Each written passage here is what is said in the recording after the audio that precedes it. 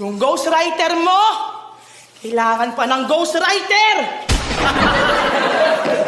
Nagmamagaling lang to sa rap. Wala namang dating pag ako kaharap. Anong sabunutan sa sunugan? Pagsasabakin ko ba kayong lahat?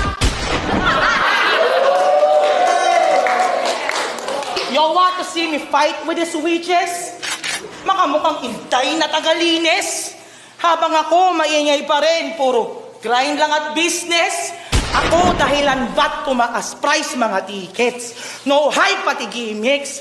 Proud na morena, cause I am the illest. Usapang rhyme saka skill sets.